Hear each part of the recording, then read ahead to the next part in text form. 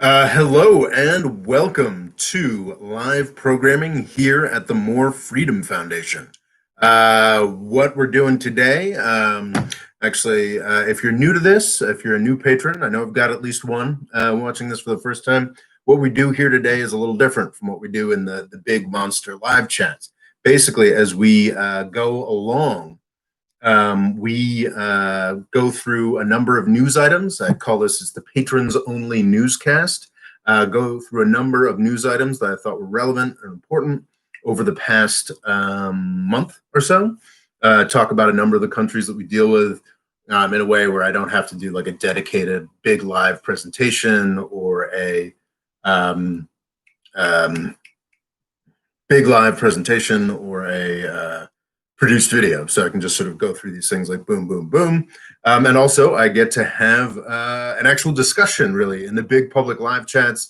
There's, sometimes as many as, hundreds of people watching at a given time, and the live chat can be a bit blistering fast. We don't really get a chance to discuss anything. Whereas this item by item, basically anything that you guys have to say or contribute on any of these items, I can respond to. So it's more of a discussion, which is more fun. We got three people here. I know Loga, I know Fadel. If you anyone else you want to chime in. Excuse me. The great thing about these chats is that while there's only, I don't think we've ever had more than 10 people on one of these things, maybe not even more than 5. But other patrons do go back and watch it and consume it. The last, it's not a public view count. Actually, you guys have the links, so you can see it. But the last video got like 50 views. So even if folks aren't here to discuss things in large numbers, at least, a significant amount of the people who fund this channel do watch or at least listen to these newscasts. So I like them very much. Of course, I'd be more excited if more people were showing up for these things, but not too many, because it's kind of nice that we can sort of discuss back and forth, something that I enjoy. Logo points out that 6 people watched last time, and we're already up to 4 today. So, who knows where things could go.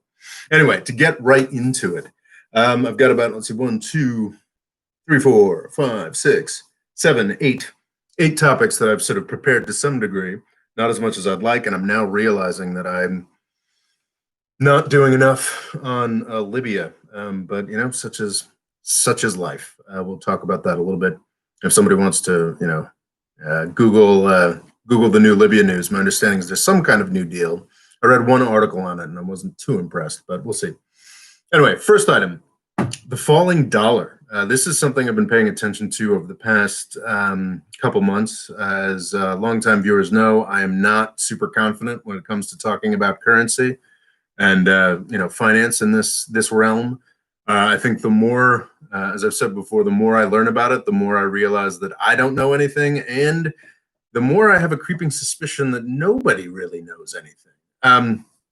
So what has happened, something that people have been trumpeting for quite some time, and is now actually seems to be happening, is that the dollar is falling in a large way. Now that's, in currency fluctuations, it's easy for people to sort of drive news stories off of shifts that aren't necessarily that large. But when we're talking about something that's as systemically important as the U.S. dollar, then yeah, the fact that the U.S. dollar has fallen by 8 to 10%, it fluctuates by the day, since before the coronavirus thing, is interesting, and it is worth paying attention to. The question, of course, is what does it really mean? There are a lot of people in the U.S. economy who, a lot of people in sort of U.S. financial circles who have a very standard story they want to sell here. The federal government is selling like a drunken sailor. The U.S. economy is unhealthy, et cetera, et cetera. And this, necessarily leads to the dollar cheapening.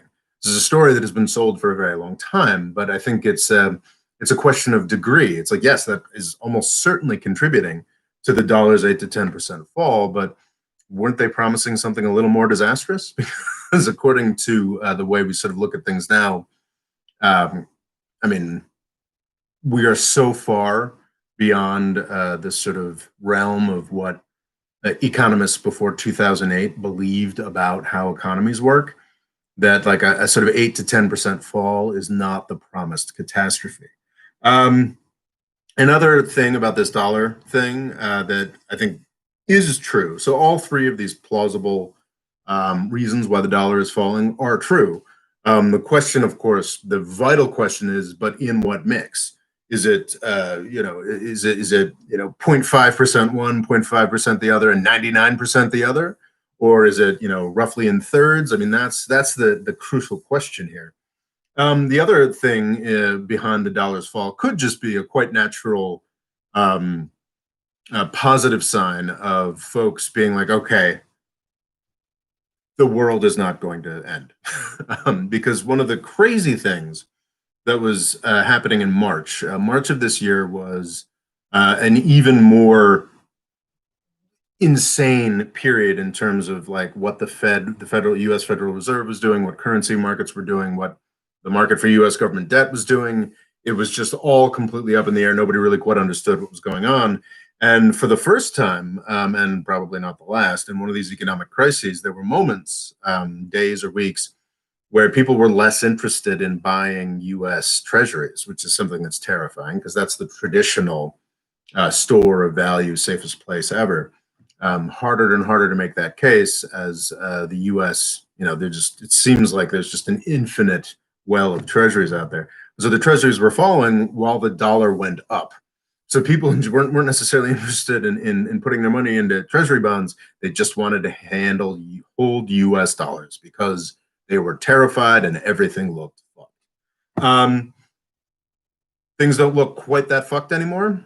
It looks like sort of the Federal Reserve and central banks all over the world have sort of stepped in to save the investments of the wealthy classes.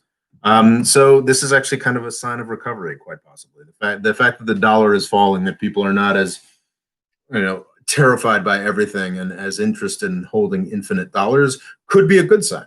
That's another one of the potential reasons why. Um, uh, Potential reasons why the dollar is falling. It could be because of the old macroeconomic story being true. It could be because of a recovery thing, which is the most heartening thing to think about. And then there's the third, which I talked about last month, and who knows, may end up talking about every month in these chats forever, and that is the EU stimulus bill. The European Union over the past month has, I feel a bit sheepish about this because I set out a big angry newsletter about Trump's legacy, talking about how the EU was doing so much better than the United States, and as of a month ago or 2 months ago, they really were. It was mind blowing how much better they were doing than the United States on a continent where very few, well, not very few, but well, not nowhere near as many people drive, and a much higher percentage of people live in environments where they're interacting day by day with large numbers of people. The EU is a much more disease potential rich, pandemic potential rich environment than the United States is. Yet, as of 2 months ago, the EU had managed to completely crush cases and was looking amazing. That's less true over the past month. There have been notable spikes in France and Germany. I still think the United States is vastly leading in terms of daily cases, but the EU is not looking like the unimpeachable success story that it did. For currency purposes, however, their stimulus program, their sort of Hamilton moment stimulus program, where after 20-year, literally almost, was it 2001 or 2000 when the euro started? After 20 years of dicking around and refusing to do it, the EU agreed to take on debt to support its countries denominated in euros for the responsibility of like the European Commission. I feel bad whenever I need to, whenever I want to talk about Europe, I feel like I need to do a 20-minute refresher course on what EU institutions are and how things interact with each other. And, it's the European Council and the European Commission, and the European Central Bank, and how does this all work together? But what is crucial for the U.S. dollar is that last month or the month before, that weird, semi-informal, semi-written constitution of how things work shifted because the European Central Bank agreed to do what the Federal Reserve does all the time, which is sort of taking, or was it the central bank, or anyway, um, the folks in charge of Europe agreed to do what the folks in charge of the United States have always done, which is sort of take on a centralized debt. That in and of itself makes the euro vastly more attractive. Since 2008, one of the things that has kept the dollar as the unimpeachable reserve currency, safest asset supposedly, wasn't anything that the US had done, because the US was just getting progressively more and more nuts with the QE, with the deficit spending, et cetera, et cetera. What kept the US dollar as solid and as much of a store of value as it was the fact that the EU and China were always more fucked up than the US was. With the EU agreeing to take on debt, centralized debt, that may not be the case any longer, even if the coronavirus tragedy continues to look more to begin to look as bad as the U.S. again. That could be something that a ramification of this crisis that extends far beyond the post-vaccine times. So that too could be an aspect of the falling dollar. So yeah. I apologies if that was boring. I see that I've managed to hold on to all of you, which is good. Still 6 people watching. But I think that's really something that's very interesting, worth paying attention to. And I think potentially this EU stimulus deal is potentially by far the biggest news of 2020, beyond possibly even the re-election or disposal of Donald Trump. Yeah, I mean, that's not the way it's going to feel for us, for people who lived through it. But I'd say that the choice of the EU to take on debt to deal with the coronavirus crisis of 2020 has the potential to be something that they, still read about 80 to 100 years from now, long after Donald Trump has become a weird curiosity like John Tyler or Millard Fillmore. Okay, question. Not questions, comments. Does anybody have anything to say about dollar stuff, about EU stimulus, about this thing? Local Cool Extreme has some questions, as he very helpfully always does. Local Cool Extreme points out that I should have sent out the invite to more people, but I'm happy with the number of people that are here. I should have done a better job of promoting this, though. I should have, at the end of Tuesday's video, which is doing extraordinarily well, by the way. Extraordinarily well for this era of the channel. I should have done a promotion of this, but I appreciate that Loga has suggestions, and I appreciate all of the suggestions that you might have. How will this affect the possibility of the euro and the yuan? I'm sure I mispronounced that, beating the USD. I just don't.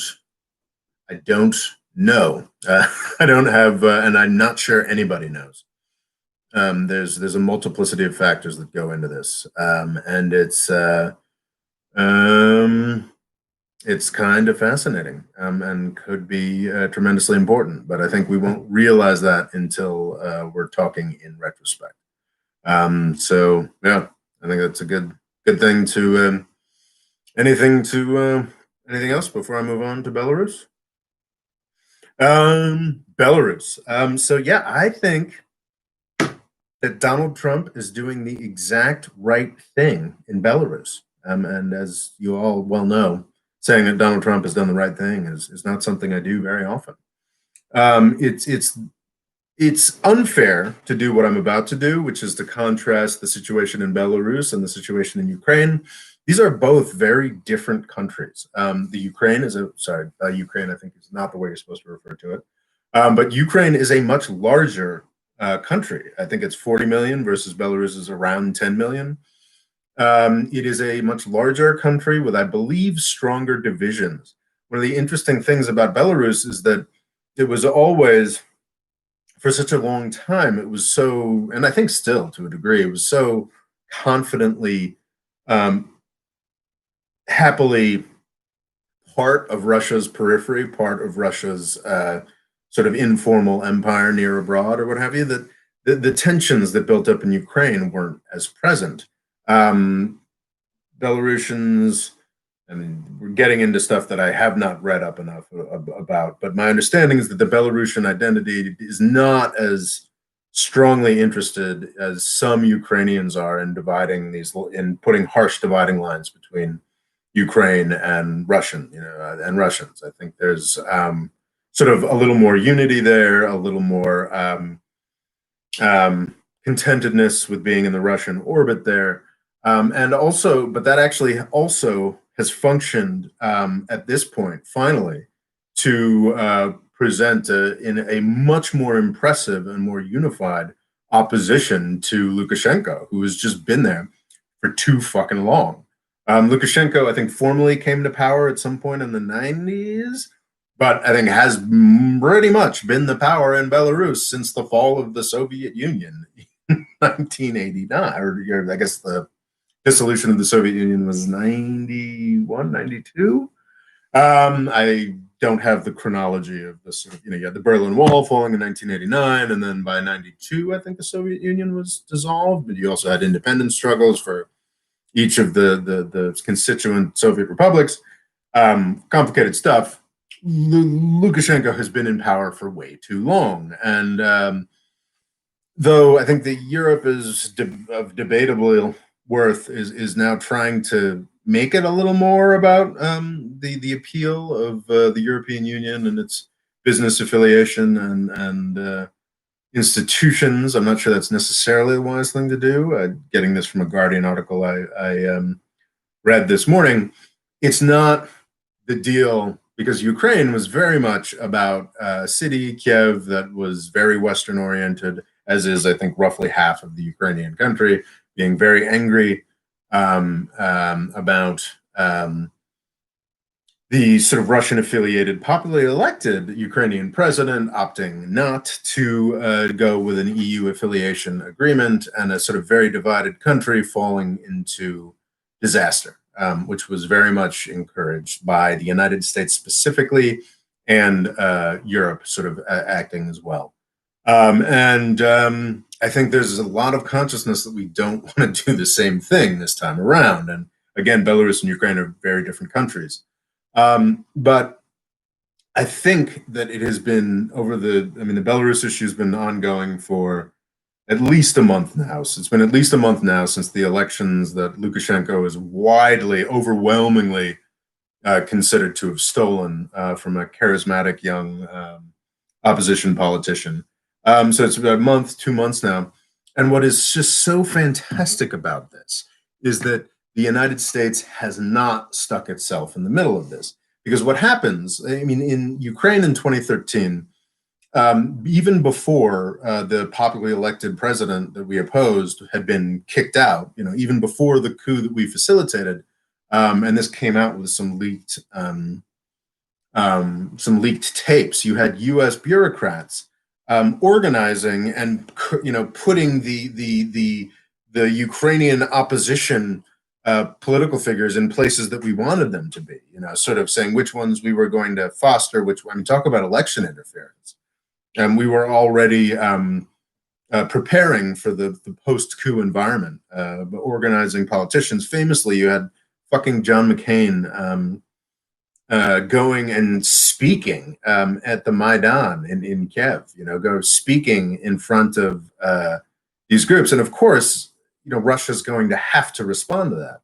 There's been a lot of talk about this time around with Belarus, Russia's ready to send in the tanks, ready to pull which he didn't actually do in Ukraine. It was more little green men and leveraging the folks that were already there. But there's a lot of talk about Russia having security forces ready to come in at Lukashenko's request to crush the protests. And if we had John McCain, at that protest talking about how this very local, very serious, issue of the local people against their leader who's been there for too long, if John McCain had been there turning this into a U.S. versus Russia thing, I think there's a distinct chance that those security forces would already have been would already have gone into Belarus. So it becomes harder for him. It becomes a very different calculation for Putin if there's no plausible U.S. opposition here. Because, and this is important for domestic Russian politics. I mean, Putin at this point must be just so disappointed because the Ukraine thing was an incredible gift for Putin. He became a sort of international rogue state, but I think it was the 2012 Russian elections that were actually, even with the absurd dictatorial control that Putin has over the media, the every aspect of things in. I mean, he's not totalitarian, but he is strongly authoritarian in Russia. Even with all that control in 2012, my understanding is that the elections were surprisingly close. People were getting sick of Putin. But the Ukraine issue with, oh my gosh, the United States and Europe is coming in like Napoleon or Hitler to come and take Ukraine from us. That put a burst of popularity behind Putin that's only now beginning to, or I guess last year with pension reforms, beginning to fade. This Belarus thing could have been a fantastic gift for Putin if John McCain was still around, or you had a U.S. president like Obama or Bush or any U.S. president before Trump who was being up there like, we stand with the Belarusian people and they're da da da da da da. If we'd been pulling that standard horseshit, this would be Putin's skyrocket up to Ukraine levels of popularity again. But Trump's not giving it to him, and no, I don't think this is out of Trump's deep savvy or this, that, and the other thing. It's a mix of Trump just doesn't work that way.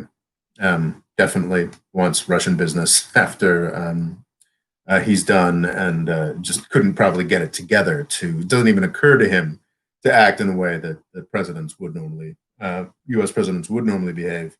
And I think in this case, in the case of Belarus, it is a fantastic thing, and I think that it is something that makes it much more likely that Belarus has a positive post-Lukashenko era dawning in the next 6 months. I'm not saying it's more likely, but honestly, like, what would you rather have? Would you rather have Lukashenko successfully surviving this protest movement, or would you rather have what happened in Ukraine, which is 10,000 dead in war in Europe for the first time since the 90s, ongoing division, ongoing disaster, led in one part to the impeachment of a U.S. president. So I'd rather, honestly, that Lukashenko survives, but I think there's a distinct chance that if we do stay out, keep the fuck out of it, that Lukashenko will fall anyway. And that sounds pretty good to me.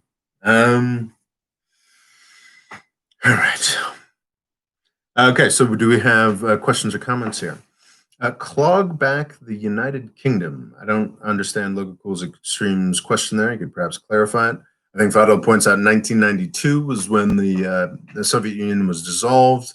I'm not certain where the independence of Belarus or Ukraine falls in between that. Farzam says maybe dollar devaluation is on purpose to be able to compete with China in exports. I think that's absolutely a positive, and it can help us. A weaker dollar absolutely helps the U.S. with exports. I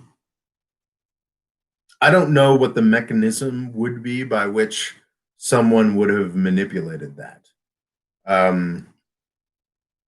Is this something like the Fed was acting to make exports happen more?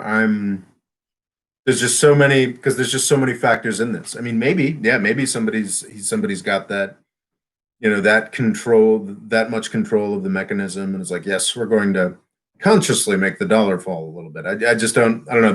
It's how all those mixes of factors would work. I think that's absolutely a benefit of a falling dollar for sure, and I think is helping. I think manufacturing numbers have been surprisingly good, and the last set of manufacturing numbers I remember seeing were surprisingly good because of that weaker dollar. But the extent to which that was done consciously, I don't know. Maybe it's quite possible that you understand this much better than I do, Farzam. But I don't necessarily see the thread through which one. I think there's a lot of other things that economic policymakers are prioritizing now, like um, the bottom not dropping out of the world economy. I'm not sure if like the specific strategy to get a weaker dollar to improve exports was anything that anyone was consciously thinking about, but I don't know. Farzam says, I remember Obama complaining about China keeping its currency value low on purpose, and that created an unfair disadvantage for China.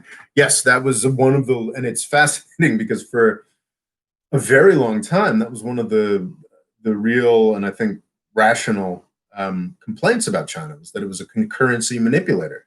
It was false, that it was keeping its currency low, I believe, by buying extraordinary amounts of U.S. debt, and that by doing that, they could keep the U.S. currency artificially low. But what's interesting is that policy ended.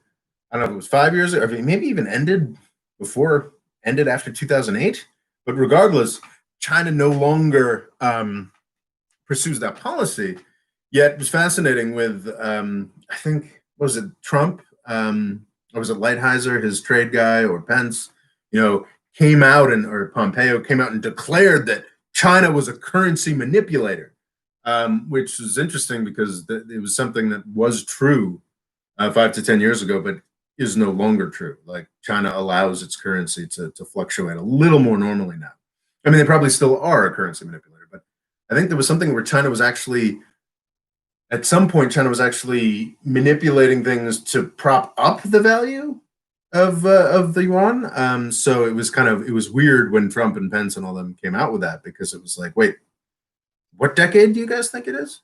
But yeah, that's absolutely that was a huge concern in finance markets and geopolitics for a very long time. Farzan was right to highlight that. Fadel says, John, bomb, bomb, bomb, bomb, bomb, Iran, McCain. I was talking to a friend and I was like, man, yesterday I was like, man, I'm glad John McCain is dead. And he corrected me. And I was like, no, I am not glad John McCain is dead. That is fucked up. I should not wish the death of any human being. I wish that John McCain was happily retired somewhere. However, I am glad that John McCain is no longer in U.S. politics.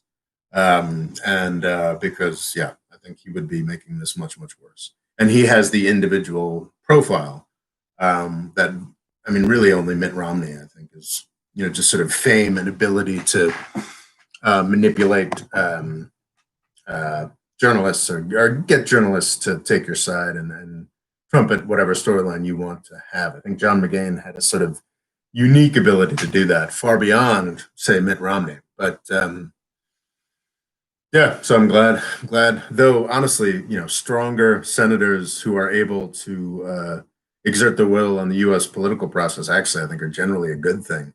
It's a shame that John McCain, probably one of the strongest of the past couple decades, used that power to get the U.S. to destroy the world and its reputation and the world's stability everywhere he could. Anyway, claw back the UK from American influence to EU influence. So that is an interesting question. Over the past week or couple weeks, I think it's become clear. That's another thing I didn't research enough, but want to talk about. Over the past week, I've seen it crop up a lot. Apparently, after I'd made a video about a year back talking about Boris Johnson not quite understanding how to deal with the U.S. Irish lobby. The fact that everybody loves to talk about the Israel lobby in the United States, but there's a far more powerful lobby called the Ireland lobby. There's I don't know, a quarter of the people in the United States, and not just the white people, claim some part of Irish. Claim some Irish ancestry to some extent. And this was actually not very important politically for most of my adult life, since the Good Friday Accords in 1997. But prior to 1997, the United States funded, organically, the United States funded a large terrorist campaign for decades, about a century and a half, aimed at Britain over Irish independence. these issues were pretty much squashed in with the Good Friday Accord in, I believe, 1997. Sort of settling things in Northern Ireland, greatly facilitated by the fact that Ireland and the UK were both in the EU, with the sort of border checkpoints could be dismantled. This was generally a good thing. This cropped up a lot last year and was a serious problem for Boris Johnson and the UK Conservative Party, especially when the balance of power for the Conservatives in Parliament was held by some Northern Irish party that was against Northern Ireland separating from the UK. Don't want to go into the complexity of that right now, unless somebody really wants me to, and you can let me know in the comments. But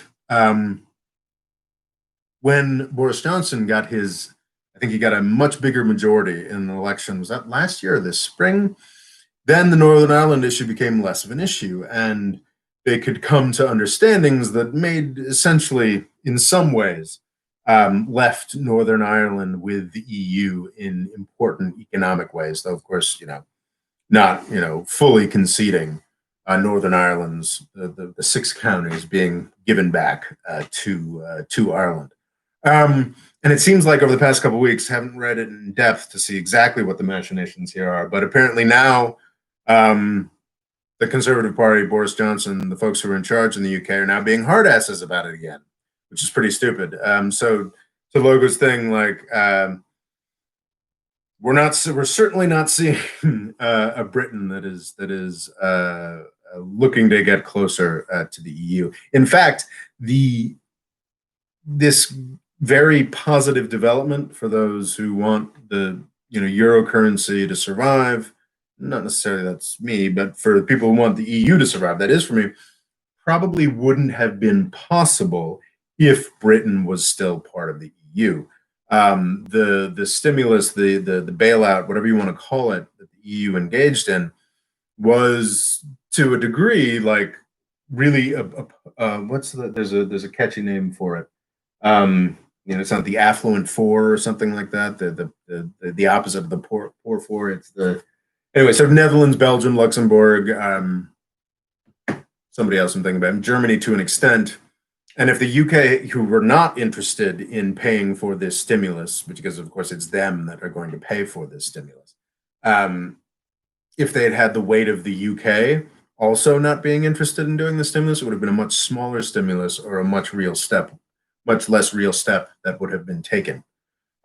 So, yeah, I don't know. I mean, I think that I could see the British becoming more belligerently anti-Europe, at least in their governing halls, unless, which I don't really expect, though who knows, there's some kind of extraordinary, like, transglorious, some extraordinary return to European growth, like along the lines of the three glorious post-war decades after World War II. I don't think that's going to happen for a number of reasons. But if that happened, then yeah, like maybe the British should be like, oh, let me back in. I think 20 years from now, chances are that the EU will be in a better enough space for the UK to start becoming more interested in that. I mean, it's of course important to remember that the Brexit vote was extraordinarily close, and I mean that was 5 years ago.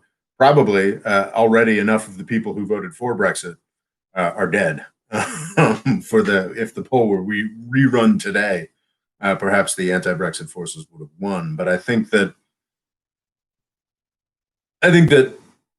the UK does have a lot of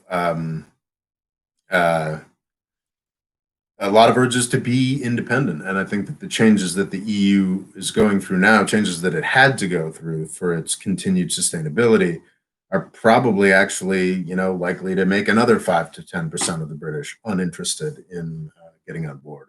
I think that Britain has been put on a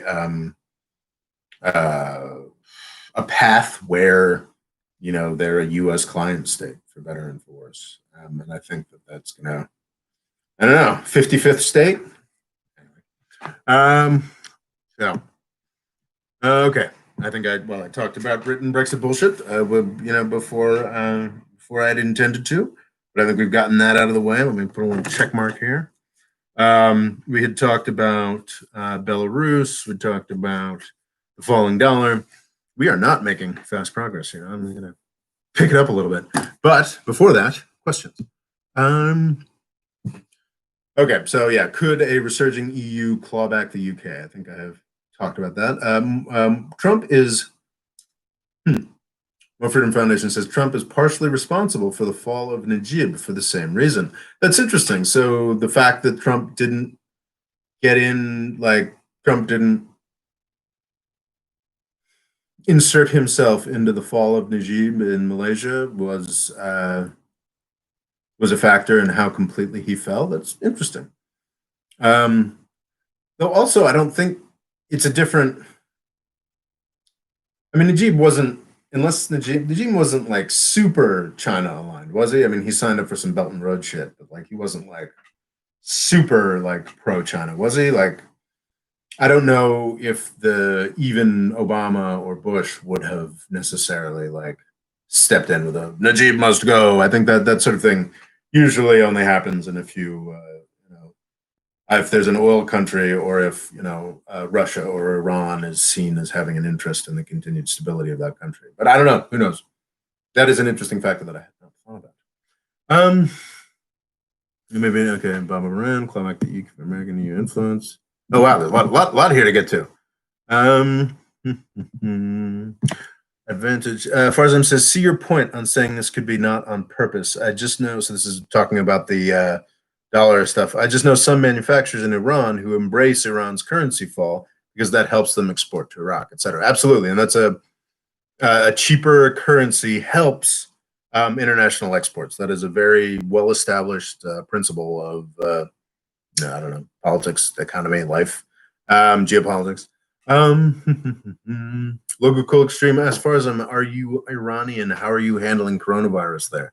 Farzam says yes, not currently residing in Iran.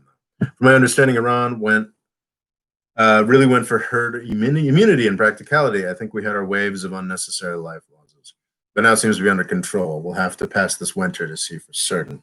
Unfortunately, I think that's more or less where the United States is. That's the commonality between the U.S. and Iranian approach to coronavirus is an under-examined topic that I don't think people in the U.S. want to talk about much. Benelux, yes, I think Benelux. We're talking about the countries that do not want to pay for more stimulus. Benelux, yes, but I feel like there's another.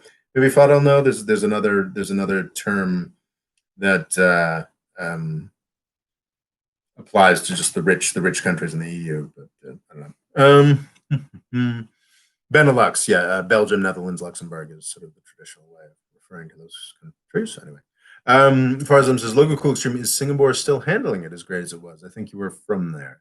Logo says Malaysia, and we're up to 10,000 cases and 130 deaths so far, but the second wave might be coming back. Faisal asks, do you see Oman normalizing relations with Israel, even though it stays neutral in most conflicts? That is an interesting question, and I think we'll get to that. We will get to that later in this presentation conversation. That's one of my items that I want to get into. I do want to say that while Trump is right on Belarus, I think Trump is wrong on Navalny. On August 20th, is it Alexei or I think it's Alexei Navalny. I'm no doubt massacring that. I don't know how to pronounce Russian. But Navalny on August 20th on a internal Russian flight was poisoned. He's now in Germany through some machinations I don't quite understand, recovering from this horrific poisoning. This is interesting. Navalny has always been an interesting figure. I mean, he has been for a decade now, at least. I feel like it's been a decade, maybe more. He has been the outspoken opposition figure in Russia. He was always puzzling to me because who was the Boris Nemtsov or something? He was always surprising me because he would just seem to keep surviving, and I'll confess that I was a little suspicious of him in that respect, because Russia, as we keep hearing, I think, as certainly over the past 3 or 4 years, there's been unfair maligning of Russia, but it is true to say that Russia is a place where, I mean, this is something that had been pointed out long before the Russia hoax panics and the new McCarthyism and whatnot. It is a place where truth is manipulated, and a lot of nominally opposition parties in Russia are fronts.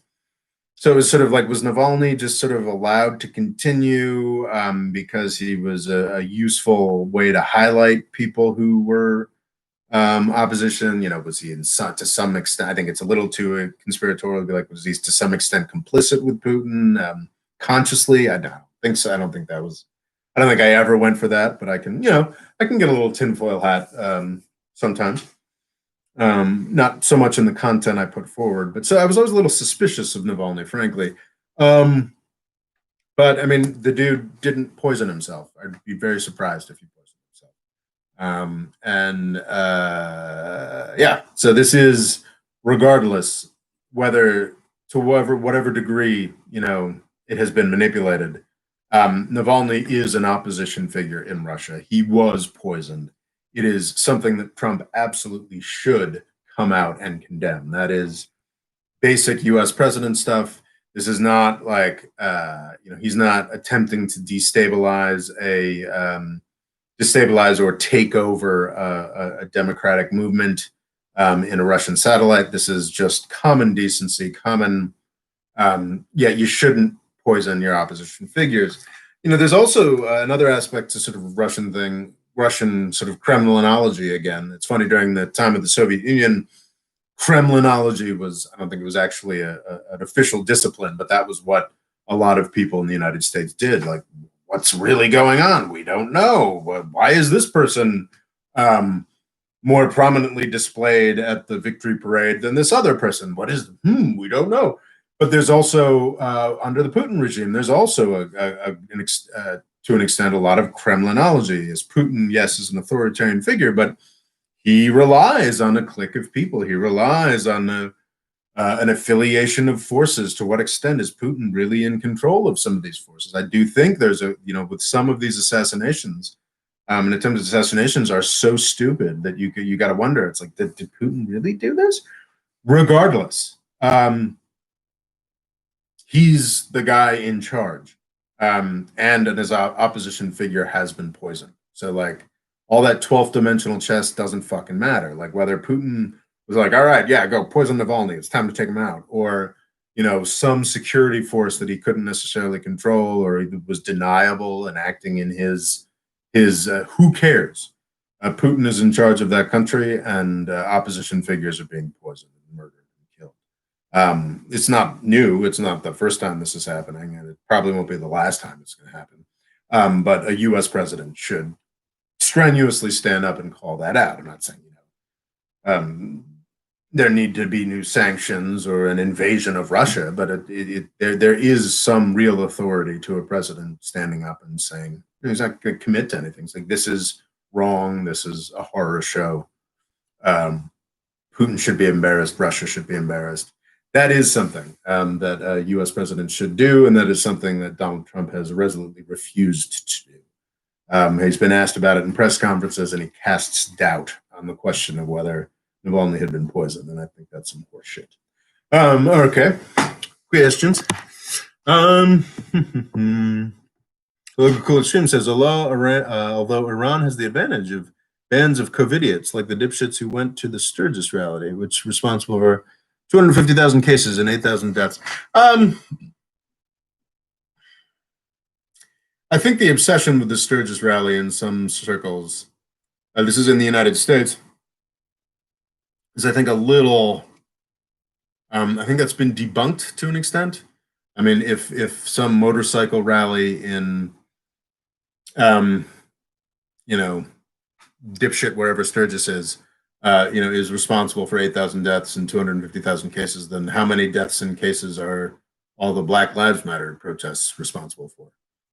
So yeah, I want to try to stay fair on that.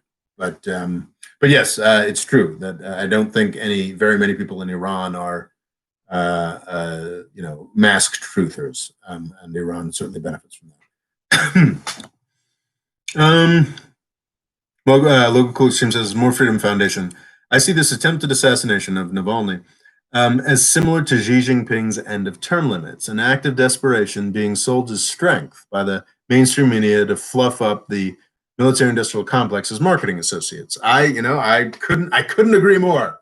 Look, I think that's very true. I think this is a dumb thing to do. I think that Navalny was poisoned because of Belarus, because of Lukashenko, because it's with another decades-long strongman in the country right over that has so many cultural affinities and is very much a part of Russia's sphere of influence, the way that really no other European country is.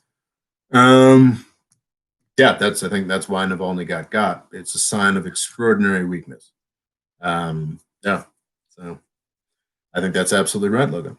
UAE, Israel, it's a bit embarrassing. What I really wanted to talk about today was to gloat over how Pompeo had failed to turn the UAE-Israel deal into anything that mattered.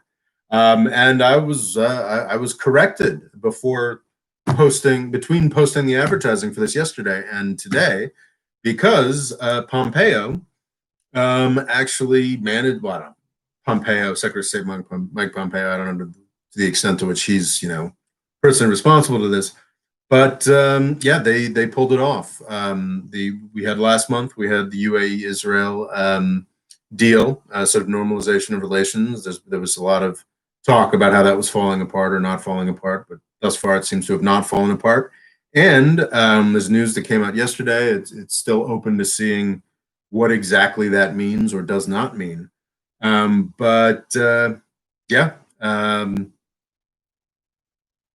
Bahrain is now supposedly going to be normalizing relationships with Israel. This is embarrassing for me. This is now not just one country with regularized relations. This is two countries with regularized relations. It's slightly less embarrassing, as I retweeted this morning. If you want to check it out on Raballah, I had said that Bahrain was one of the countries that I thought, this is a real possibility. Because Bahrain, UAE, they have similar susceptibility to a very small elite's drive towards regularizing things with Israel against the will of their people for similar but somewhat different reasons. The UAE has a tiny population. It can be confusing. You look up UAE population on Google and they'll tell you 10 million people, but that's 1 million Emiratis and 9 million expats of different varieties, whether it's the sort of Pakistani slave labor or the British and American bankers that have made their lives in the UAE. There's really only about 1 million Emiratis. There's really only about 2 or 3 million Bahrainis. The 1 million Emiratis are some of the wealthiest people on the planet. They are very comprehensively paid for, subsidized, cosseted by the Emirati government. And are therefore perfectly happy to have, I don't know if they're perfectly happy, but generally don't give enough of a shit to have a say in what the UAE government does. This is not a place that's particularly worried about mass protests. People aren't going to go down to the mini mall and, protest for the Palestinians. And if they did, they'd probably, I don't know how extreme and nasty the UAE is or has to be. I'm sure it is in a small subset of cases quite nasty. But generally, they have the money to bribe everybody to not care. And Bahrain is a very small population, was the opposite situation, where actually the majority of the population is repressed enough. Bahrain looked like a very likely place for the Bahraini ruling family to fall back during the Arab Spring, and Saudi Arabia invaded, basically, with the full endorsement of the Obama administration what was the very shaky Bahraini government at that point. So Bahrain is just straightforward. It is a small country with a small population, with an elite that is sort of the lapdogs of the Saudi Arabians, and has comprehensively crushed everybody. You're not allowed to do protests in Bahrain. If you do that, you die. So yeah, the Bahrain and the UAE formalizing relationships with Israel is not too surprising or too impressive. I do have to eat some humble pie here, that it is more impressive than I thought it would be. I did not, while I certainly saw Bahrain as the most likely place um, to uh, normalize after the UAE. I was very excited today to be like, ha ha, fuck you, Pompeo. You didn't get anybody other than UAE. Your big plan failed. Neener, neener, neener. I was wrong. You know, he got Bahrain and the UAE on board. I would be absolutely completely incorrect if I was to call this a nothing burger. I think this is absolutely, you know, on my private Facebook, a buddy of mine from college who has since become a very fervent Zionist is, you know, a former Democrat who is super into Donald Trump now and sees this as a big deal. And there's a lot of people who couldn't give a shit about Arab democracy, what these countries actually look like. And a lot of people in the US electorate who only see it's another two Arab countries that have normal relationships with Israel. Tra-la, tra-la. Yeah, that's effective in US politics. And it is a victory for Trump and the Republicans. I have many reasons that I've just given why I think it's kind of shitty and not that big a deal. And probably, actually, I hadn't mentioned this, but I think it's actually probably pretty bad for Israel because I do not see, you know, the UAE I could see lasting a couple decades if they play their cards right, because once again they have so much money and so few people. The Bahraini people, however, are the Bahraini ruling elite is very tied into what Saudi Arabia does, and one of my firmest predictions on this channel, which I keep going back to, is that I believe by 2030 Saudi Arabia will have a completely different, very different political system. Without the Saudi royal family. And I think if they fall, then Bahrain is likely to fall as well. UAE, you know, that is a potential, could be a long-term ally for Israel. Saudi Arabia, I don't believe to be, and Bahrain, even less so. But yeah, this is more of a victory for Secretary of State Mike Pompeo, one of the most loathsome creatures, and Donald Trump. Yeah, I can't do the gloating that I would like to. Just the peace deal with the UAE is a one-off and could easily explainable way one-off. But the UAE and Bahrain, even though it's also easily explained away, doesn't really matter for U.S. politics. This is a victory for Trump and Pompeo. So Bolivia, something to watch out for. Scott Lau, I'm not sure if you haven't chimed in yet. Scott Lau is one of my patrons, a huge advocate for Bolivia, and I'm actually grateful. I just don't. I've spent so much time looking at the Middle East and Europe, and I'm quite confident with what I think about Europe. You know, I like the EU. I would like it to survive and prosper. I like Arab democracy, and I do not like Saudi Arabia. Like I have people, I have rooting interests. I know what's sort of what, and I've read an extraordinary amount about most everything in Europe and the Middle East at this point. Okay, that's not true. There is always infinitely more to read, and but I feel like I know what I'm talking about. With Latin America, I just don't. I have some very serious hunches. I have a sense of what's going on in Latin America, but I haven't done the necessary reading. I do speak and read Spanish, so I should do more of it. But you know, I haven't lived in Europe. I haven't lived in Latin America the way I did in, well, really both Europe and the Middle East, because Turkey kind of allows you to do both. So I'm just not as on it as I should. And I'm grateful to Scott Lau. Is that how I pronounce Laux? How I pronounce that? Because he keeps throwing all this Bolivia stuff at me. And I think it's a really important story for us to be aware of. Because one thing I do know very firmly about the U.S. and Latin America is that we have a really nasty long-term history of invading and um, sticking our way into Latin America, funding dictators, overthrowing democratic governments, just generally all around being assholes. And for those of you who identify with the left, this may be surprising, but surprising to hear. But for the past, really since the end of the Cold War 30 years ago, the United States has been pretty hands off, relatively speaking, to the Cold War era and all of the eras before that. Well, really, since we superseded the British as the sort of local hegemon for Latin America, and around the turn of the last century, beginning of the 1900s.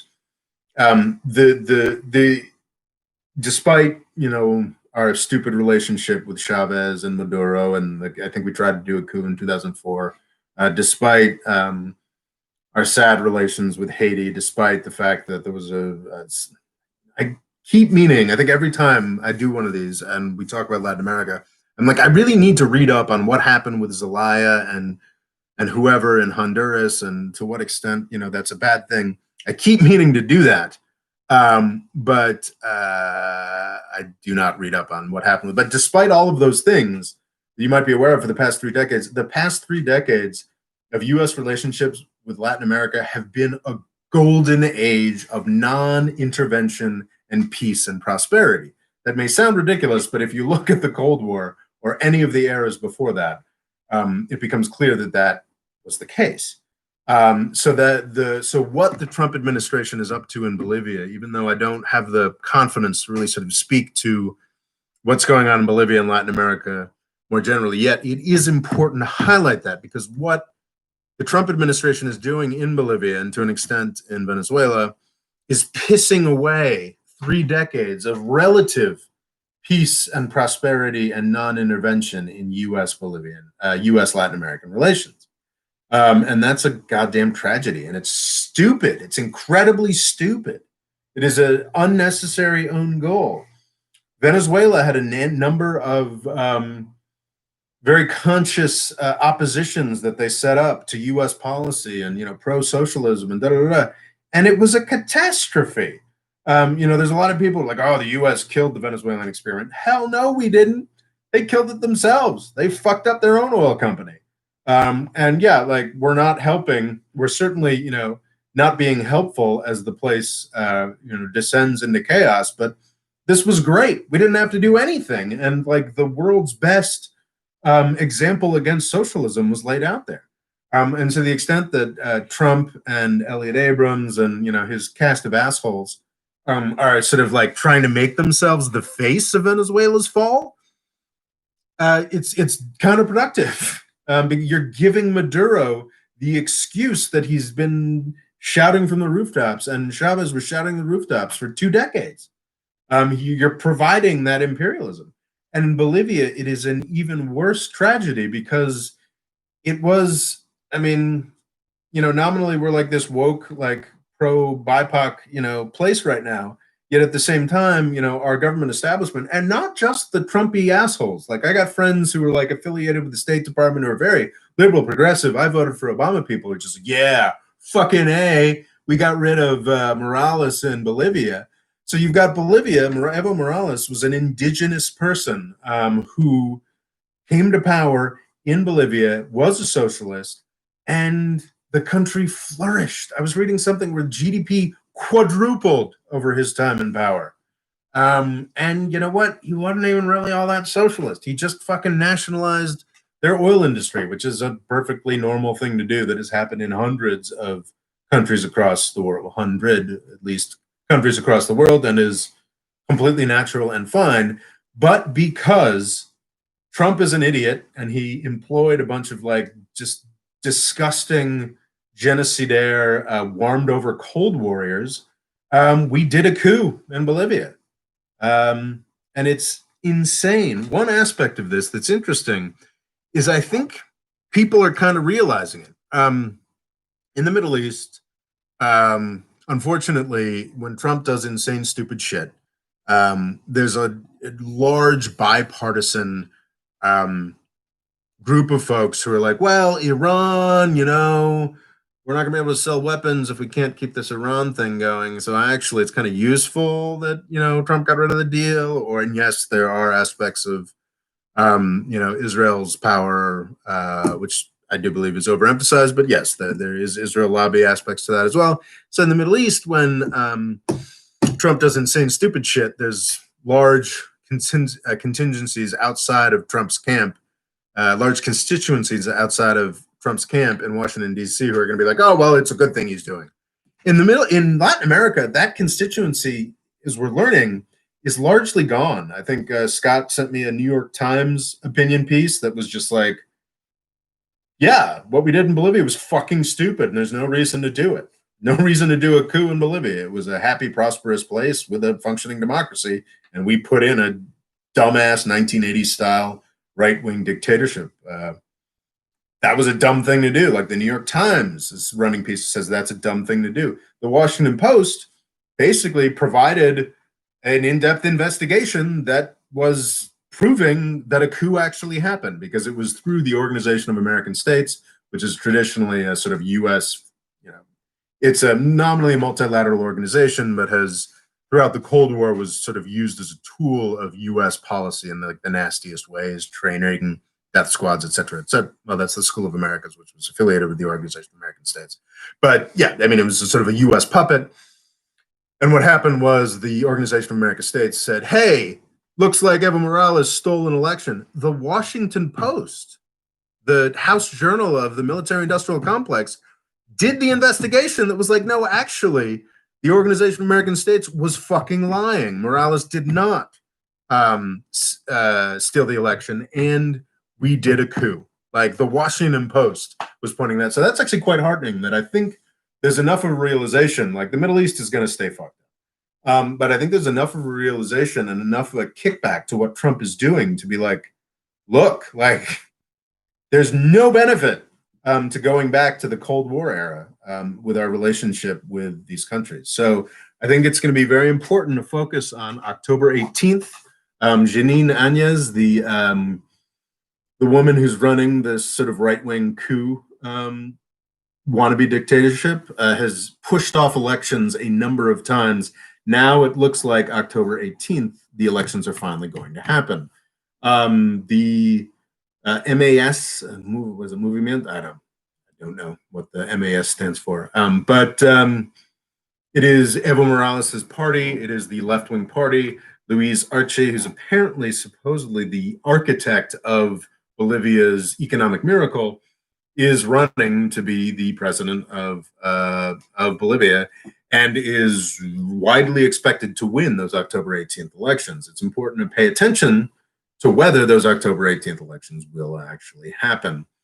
However, it's also worth pointing out that Luis Arce is favored to win those October 18th elections, but only with 20% of the vote. There are at least three sort of right-wing or more neoliberal factions that could decide to consolidate. Regardless, there needs to be an election. So we should all be paying more attention to Bolivia. I think I feel like I got a little heated on that, but it really is just extraordinary how stupid and largely unobserved Trump's actions with Bolivia and Latin America more generally are. 8 viewers. This is exciting. It's fantastic. Okay, so we have Farzam says Iran and the U.S. are weirdly similar in many cases. Interestingly, from what I've seen in comparison to Europe, I think that's very true. I mean, there's sort of something about Iran's constitutional history. I think it was Stephen Kinzer was big on that. Iran's big on its constitution. Iran is spectacularly diverse in a way that most European countries are not, and the United States is. So yeah, I mean, there's a lot to be said. There's a lot to be said that Iran and the United States should be natural allies, if it hadn't been just so fucked up. But that's another video, no doubt. Local Cool Extreme says, actually, BLM protests have been proven to reduce exposure to COVID due to their size and reputation, increasing time for non-protesters to stay home, and they wear masks. I think it goes a little far to say that BLM protests have been proven to reduce exposure to COVID. I think that is a attractive theory, and yes, I do completely agree that the fact that BLM protesters do tend to wear masks is much better than Sturgis bikers for Trump or whatever the hell that was. That I agree with. But proven, I think, overstates it a little bit. And local extreme has that may tragically be due to the police's liberal use of tear gas. So yeah, I mean, if nobody can breathe, then it's harder to get COVID. We have 8 viewers. I'm flattered. This is fantastic. Yeah, if you're new here, just chime in with questions. Where I'm going item by item down a long list, and we're closing through the list. We have only got a few more. So if you have questions on anything at all, start throwing them in there, and we'll address them. Okay, so the Balkans had a new patron who asked that I talk about the Balkans, and specifically that I talk about the deal between Serbia and Kosovo that President Trump trumpeted so angrily, so loudly. Yeah, it's weird. Freudian slip there. I kind of ignored this when it happened. Unfortunately, though I have spent a lot of time learning the history of the Balkans, these are very small places, and that's sort of interesting because Serbia and Kosovo are countries that really, really hate each other. I mean, Serbia believes that Kosovo is the historic cradle of Serbian nationalism. However, most of the people that live in Kosovo are Albanians of a different ethnic group and religion. So these are countries that really, really hate each other. In the 1990s, up until the 1990s, Kosovo was a part of Serbia. I think in the late 90s, Clinton basically carved off Kosovo from Serbia. It's a tremendously fraught and complicated issue. Who recognizes the independence of Kosovo? Who does not? It brings up tensions between the United States and Europe. Russia is famously, in the lead up to World War I, is the sponsor of the Slavs, the Serbians, and it's a whole thing. But what's fascinating is that Serbia and Kosovo are both tiny countries, and when they were given the opportunity to not just, the president of Serbia and the head of Kosovo, I don't know exactly what kind of, when they were given the opportunity to go hang out with, the most powerful man in the world, yeah, they said, sure, you want to have a freaking signing ceremony with president of our countries, even though they, if those two men had been in a room, any other room in the world, they probably want to stab each other.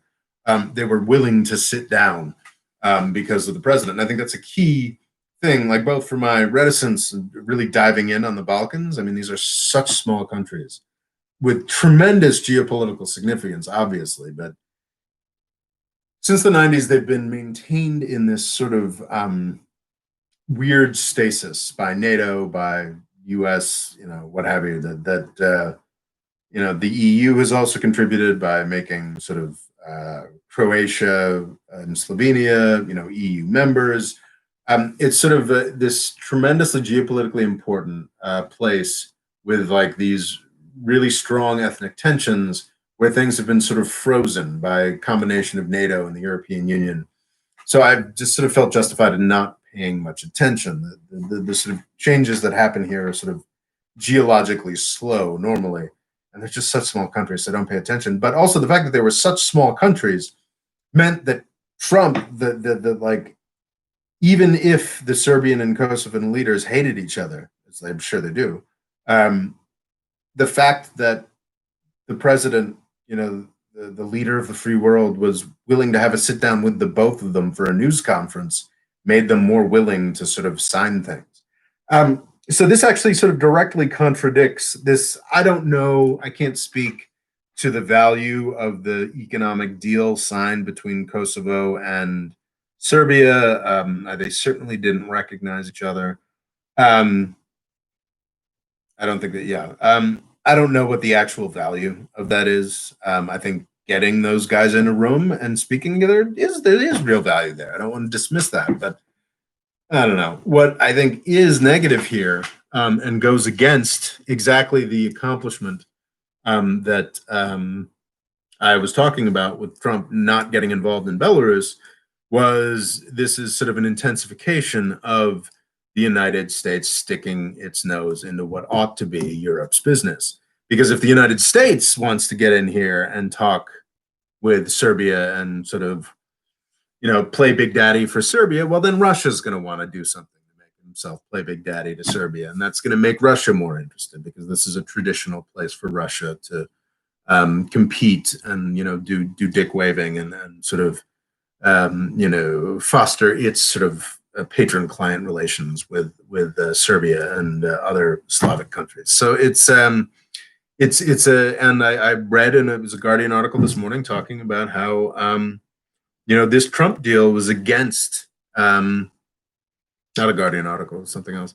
It was against the EU's wishes. So this is something the European Union did not like, because it fucked up a process that the EU was already working on. And I think it is absolutely in the US's interest to get less involved in the Balkans, because for that sort of no one to fight against angle with Russia, like if the US is less involved in the Balkans, then Russia isn't that interested in being involved in the Balkans. And the EU should be able to handle this. Now, this is something that goes back to the 1990s. This goes back to throughout the 90s, the dissolution of Yugoslavia, which Serbia, Kosovo, Macedonia, Croatia, Bosnia, Slovenia, Montenegro, all of these now independent countries were part of a larger country called Yugoslavia. So the dissolution of the Yugoslavia throughout the 1990s was pretty much the big foreign policy issue in European politics and in the United States as well. It was the, oh no, look what's happening to the Bosnians. This sort of big humanitarian cause celeb. And I think it was true that the Europeans miserably failed to handle the dissolution of Yugoslavia. I mean, of course, at that point, the Europeans didn't really have as much independent weight and power as they do today. And yeah, they sort of failed to handle the ethnic cleansing and the sort of genocidal activities that were occurring in Yugoslavia's dissolution. And eventually, this is sort of the standard story, but I haven't read enough on it to really dispute it. It was for the best that Clinton eventually got involved and, kept, sort of knocked down the Serbian military a couple times. That's sort of the conventional story. I haven't, it's like I said, it's a bunch of small countries. I haven't really done the reading on the 1990s to sort of correct that.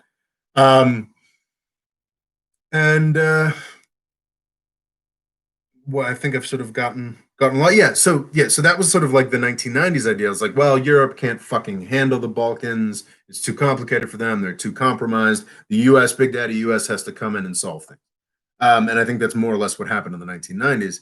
And unfortunately, the sort of extreme balkanization, but sort of like breakdown into little fragments, unmanageable fragments of this region has required continued US, NATO involvement. So the fact that Trump is sort of jumping in here and like, oh, look, there's a win for me. And sort of, dicking around the EU again is sort of like a jump back, and it's a mistake. And I don't think it's good for the US general interest to be less involved in the minutia of the dealings of these very small countries. So I'm not a big fan of that. Another thing is just like, it was interesting. I found an actual article like from a very, I think it was in Haaretz, and it was like an opinion piece in Haaretz. I'm sure I'm mispronouncing that. An opinion piece in an Israeli newspaper from a guy that seems very, strongly Israeli nationalist, strongly Zionist, strongly, against the Palestinians and whatnot. And even he was saying what the fuck is Israel doing in this Kosovo Serbia deal? Like what? Huh? Like why? And that's the really it's famously become a meme. I don't know if it's true, but where the Serbian president is sitting there next to Trump, and it appears to be, this is a little, I think he appears to be surprised when Trump is like, and Serbia is moving its embassy to Jerusalem, and supposedly the Serbian president was like, huh? I don't know if that's accurate. I think even the Trump administration isn't that stupid. It's quite possible that the Serbian president was intentionally hamming that up because, like, well, I agreed to this so I could sit here, but I want to look a little surprised. But yeah, it's funny because it just isn't really until this patron was like, "Hey, could you look at this, Kosovo Serbia deal?" I just didn't realize just like how fucking nuts it is that Israel and the recognition of Israel and the location of embassies was somehow supposed to be part of a deal resolving conflicts in the Balkans. Yeah, I'm with that Israeli nationalist in Haaretz. What the fuck? Like, why in God's, like, how is that? Not even from the perspective, like, it's embarrassing that Trump and Pompeo think they can win political points by going around and doing like Israeli diplomatic service work. That's weird and gross. But like, even if you're concerned about Israeli interests, why the fuck would you want to get more involved in the fucking Balkans? It's like a pit of anti-Semitic bastards. They love to kill each other and kill Jews. Like, I don't understand. Like, what? Sorry, that's a really reductive and negative way to describe the Balkans. But man, like, Eastern Europe is anti-Semitic as all fuck. Yeah, like, anyway, like, it makes no sense to me for Israel to be involved in these discussions. I don't think it makes sense to anybody. And it's just an indication of just how, like, weird and bankrupt the whole Trump approach to foreign policy is. It doesn't make any sense to me. I don't know. Maybe someone in the comments can explain it. Okay, so I think we have done the Balkans. We've done Bolivia. Only one item left. So if you got more questions to ask, go for it. Okay. We have 8 viewers. This is fantastic. Oh, sorry. Yeah, Fadel had specifically questioned Oman. Oman would be the logical next step. So, like, for what's the word I'm looking for? For normalizing relationship with Israel. So, like, actually Oman or Kuwait, which I don't think is going to happen. No one's even really talking about happening. But Oman and Kuwait are sort of like, there's sort of a hierarchy to these things. Like, just truly, like, oil wells or oil or gas wells that have an official state attached to them. I mean, you've got Qatar and UAE. Qatar, because of the way things are currently organized, is unlikely to, though actually that would be an incredible political coup for Qatar. Like, if Qatar were just to be like, oh, hey, let's normalize relationships with Israel. I think that would be a huge move for Israel, but like Saudi Arabia and the UAE would be so fucking pissed. So I don't think that's going to happen. But like Qatar, the UAE, like, if you think about the Gulf countries, you have Saudi Arabia is a real country. It is, like, Saudi Arabia is a massive country with like 30 to 40 million people who live there. Yes, it's tremendously wealthy, but it's a real country. The UAE, well, Qatar just isn't. It's a number of gas wells with a ruling family, and like it's Qatar like really only have like 100,000 citizens or something? It's absurd. And then you've got the UAE, which is okay. We've got 1 million citizens, but also extreme wealth. So Qatar and the UAE, that's really low hanging fruit for like doing whatever a ruling class sees as in its benefits, with no concern for what anybody else might care about. Anybody else in the country or in the Arab world would care about. Qatar and UAE are sort of like the top shelf for that. Bahrain comes in after, not quite as rich, but with a population that's small and also pretty brutalized. So that makes sense. And then I think Kuwait um, would be next. But I don't know enough about Kuwait, but it has a very small population, a lot of money. And if the Kuwaiti elite saw it as in their interests to um, regularize relationships with Israel, then they would.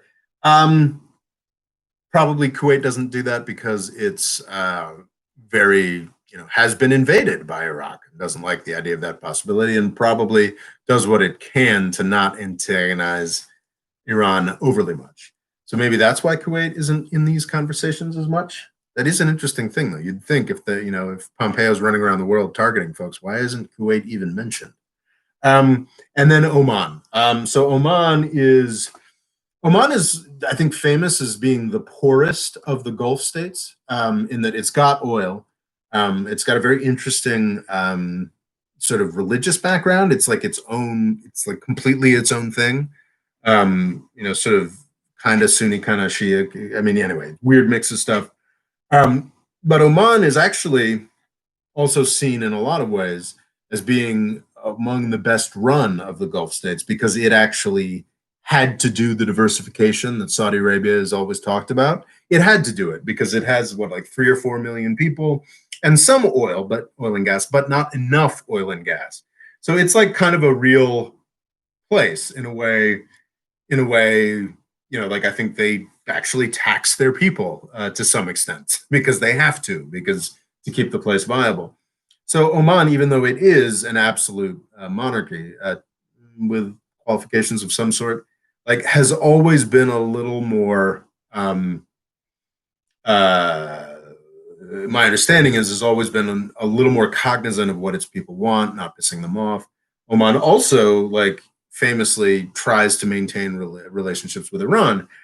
Before the much beloved sort of founder of modern Oman, I don't know if more beloved internationally than domestically, but I think generally is conceded as being an all right guy who did okay by his country. Uh, you know, don't ask them in Dhofar. But anyway, like he died, was it earlier this year or last year? But before that, he was meeting openly with Netanyahu, which is huge. But meeting openly does not necessarily mean full regularization of relationships. I mean, the position of Sultan Qaboos, is that I want to say that's his name. I could be completely wrong. His unique position, his unique authority, I think allowed him to get away with that. Can his successor get away with that to that extent? Like, because we're in the I'm embarrassed to admit I have not read about the details of the succession between to the new guy, but my understanding is there's a new guy who's in charge of Oman. Is he really going to want like his first things to be reconciling with Israel in a public way? So like if Oman does go, that's it's weird. So like UAE peace with Israel, like that is something that Saudi Arabia would love to do and can't do. Um, like that's sort of a formalization of things that were already happening. Like Bahrain, it's like okay, so this mafia family decided to do what Saudi Arabia and UAE told them to do. Big deal. If Oman decided to fully regularize relationships with Israel, that would be a huge step. That would be like a not like a oh well fuck it'd be much harder for me to make masturbation noises if Oman went. And yeah, my hunch is that I don't think it will, but who knows? Maybe that's the October surprise. Still, of course, we would be talking about uh, we would still be talking about illegitimate medieval monarchies making peace deals with Israel, which is a bad look for Israel. But Oman is, I mean, depending, of course, on how this new guy goes. Oman is a much more serious country, and I think that actually is that would be an important victory for Israel. I don't think it's going to happen, but I was certainly wrong about Bahrain. So yeah, we'll see. Fadel, have I answered the Oman question sufficiently? Let me know. Scott Laux. Laux? You pronounce the X. So Scott Laux. Hey, viewers, yeah, Scott Laux says both the New York Times and the Washington Post came out against the U.S. coup in Bolivia, which is strange because the New York Times and strange from the Middle East perspective because the New York Times and Washington Post are generally 100% before for U.S. intervention, destabilization, what have you. I guess it's just I think they're similarly like why would you do a coup in a country that's just getting richer and happier by the year? Like it's just like why would you do this? And I think even the New York Times and the Washington Post agree on that. Scott Lux says, good synopsis, thank you. Scott Lux says, the role of France in the area of the Mediterranean and Africa is interesting. When will you do a video on the French African military Frank zone stuff? You're absolutely right, Scott Lux. Actually, no, I'm looking, I think I want to do a live, public live chat on Tuesday. Maybe that'd be a good one to do like an informal thing on. It's actually much easier to do a big, long, it's sort of a thing in public speaking where it's actually much easier to do a 45-minute or a 2-hour speech than it is to do a 5 or 6-minute one. Whereas I think I would have to read like 4 books to do to even begin to talk about what the fuck is going on with France and its West African empire. I mean, my sense is that in a lot of very real senses, France never gave up its West African empire. They maintained the currency there. The U.S. destruction of Libya and the sort of follow-on expansion of jihadism in the sub-Saharan region has allowed France to now. They always had a military presence there, but has now allowed them to really ramp up their military presence there again. Like, yeah, I need to read more about it. But yeah, I don't know if that'd be a good live chat topic, but it is something to think about. Thinking about. All right. Farzam says, I double Scott's question. Why the hell France is independently pursuing a colonialist approach in Africa? Aren't we past that? Is it still profitable? Farzam, those are all great questions. I should do some reading on that. I can at least Google it and read a couple articles because yeah, I don't fucking get it either. Though I got to say, like the amount of, yeah, maybe I should turn on France. But yeah, because just the amount of chicanery France has been up to, like trying to get into naval duels with Turkey. I mean, it's yeah. I think it should be a little sick of that. Anyway, okay. Another question, Local Cool Extreme. For someone who wants to profit, why isn't Trump more pro-EU than he is pro-Russia? Wouldn't that be more profitable for him? No, we're talking about like profitable in a very limited sense. We're talking, and this is going to sound really classist or maybe even racist, but what you need is, what Trump needs is countries that don't have a history really of a long involved middle class or upper middle class that can see what he's doing and be like, oh God, that's disgustingly vulgar. And Europe, the United States, people with resources can see Donald Trump in his shitty hotels and be like, oh, that's just gross. That's disgusting. Countries like China, countries like Russia that wiped out their bourgeoisie in the 20th century completely, or Arab countries like oil petrostates that never really had a sort of more conventionally understood like middle class bourgeoisie or whatnot. Those people love Trump shit. Ooh, gold on everything. It's disgusting. It's vulgar. It appeals to well-established countries or the elites of well-established countries see that kind of shit and they're just like, ooh, gross. Russians, Chinese, Arabs. That's got to be like the majority of the Trump organization's business. Not the majority. I mean, there's plenty of vulgar rich people in the United States too. But the real, like, really rich, vulgar, rich people, that's been the Chinese, the Russians, and the Arabs. So I think that Trump's personal Trump organization business has been the Chinese, the Russians, and the Arabs for decades now. Like that's who buys the stupid expensive luxury real estate in the United States. So yeah, he's not gonna, it's not like some like Hamburg billionaire is gonna be interested in. Though Deutsche Bank is apparently giving Trump a lot of money, but it's not like some Hamburg billionaire is going to be interested in staying in Trump's fucking hotel. It's going to be countries like that are undeveloped enough that their wealthy folks haven't developed enough class or taste to see that Trump is garbage. So yeah, that is why he prefers to cater to Russia than to the Europeans. Okay. France's entire nuclear reactor fleet and 70% of its electricity comes from cheap uranium from Niger. That's interesting, Logo. I did not know that. But I'm not like, but that doesn't give them a reason to have like some big dumb empire in France, right? In across West Africa. Like, does it? I mean, presumably they could purchase uranium from other sources. But that is interesting. Hadn't really considered that. But it's also possible that like that's enough. I mean, I know from the U.S. military-industrial complex how sort of dumb reasons that do not adequately or completely inadequately explain why the U.S. should be involved somewhere will become very believed and normalized reasons. So it's quite possible that the French military-industrial complex and French policymakers are like, well, if we didn't have this empire, we wouldn't have the secure access to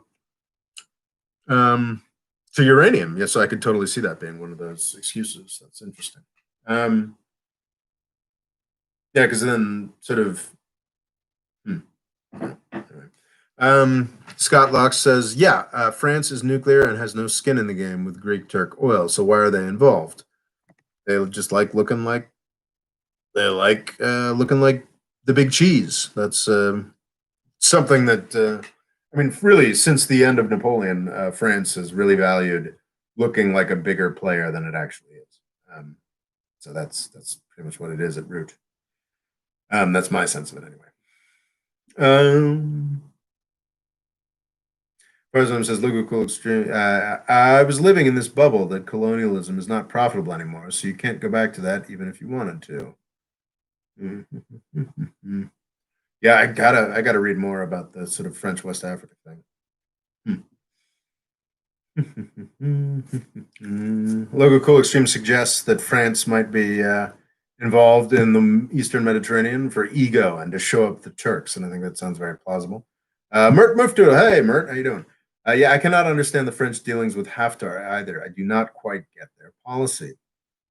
Well, I mean, Sarkozy. I mean, France was a huge force. I mean, the idea that France and Britain really did Libya and the U.S. was just backing up was always propaganda. I mean, U.S. provided the military force that did it, but politically, Sarkozy in France was real big on sort of overthrowing Gaddafi and was real big on French involvement in Libyan oil. And it's I think it's this sort of mental sickness where a lot of heads of state don't realize that oil and gas is as cheap as it is. I think there's definitely a lot of irritating sort of nationalism and whatnot. But I think looking at the Greece-Turkey issue, like I really do think it's just in the minds of these folks that oil and gas is a lot more important than it currently is. And possible that in the coming decades it could become more important again, but I don't think, as you well know from watching my content, I don't think that's where things are going. So, I don't know. Okay, great. Yeah, I don't understand their policy. Oil contracts. Local Cream Stream proposes oil contracts, but that doesn't make sense anymore since the oil industry is a dumpster fire. Reading my monologue. Yes, and yes. Then again, Iraq's invasion of Kuwait did backfire massively, but that doesn't mean that Kuwait isn't traumatized by that invasion and very concerned to not give excuses for that invasion to Iraq. Well, so yeah, like Kuwait is like, wait a second, like So say this U.S.-Iran war does finally happen, um, then I'm aligned. Kuwait is aligned with Israel and the United States. Then obviously that makes Kuwait, a place that Iran's going to send a lot of missiles. This is the case for UAE, of course, but I think the UAE probably is gambling that they can make sure that that war never happens, which is a good, I guess, a good thing for UAE to be. They have enough power in Washington D.C. to influence things, and obviously having normalization of the relationship with Israel helps them with that. So yeah. Hmm. Mert Muftuil says, yes, maybe that is the case, Liverpool Extreme, but I'm surprised. It is such a bad look and contradicts other EU members' policies. Yeah, France's involvement in Libya is pretty inexplicable. Local Extreme says, when discussing France's imperial bullshit on a forum, a Frenchman came out with a retort that, you think the French people have any say in our foreign policy? This is true. That's interesting. France is still fighting ISIS in their ex-African colonies. Is Turkey funding ISIS? No. The thing, I've talked about this before. I think I went on an extended rant on this in the last Patrons Only thing. It's like we have no fucking idea what is going on in the Sahel, the sort of sub-Saharan countries. France is supposedly fighting ISIS there. I'm sure there are some jihadist militias there. The thing is, the extent to which, like, how many of these jihadist militias are just what the local strongman tells us are jihadist militias? There's no real reporting coming out of what's going on here. All we have to go on in the Sahel, this is the nightmare scenario. Like, what happens like 5 to 10 years from now when like all the newspapers are gone and maybe everybody cuts the cord on cable and all the cable news networks are gone and all that we know about what's going on in West Africa is all we know about what's going on in the Sahel is what the government tells us. Because that's like, in Syria, we have people on the ground, we have differing interests, differing narratives. In Yemen, we have that. In the Sahel, nobody cares. Like, there's not a big Burkina Faso diaspora community that's trying to put forward a narrative about that. There's not like, because of the lower level of development, there's not a lot of, and because I think many of these countries speak French rather than English, there's not, or if they speak any sort of European language at all. And there's not a lot of citizen journalism telling us what's going on in these countries. We just don't fucking know. All we have is what the French and American governments tell us. And that is a tragedy because they're not interested in telling us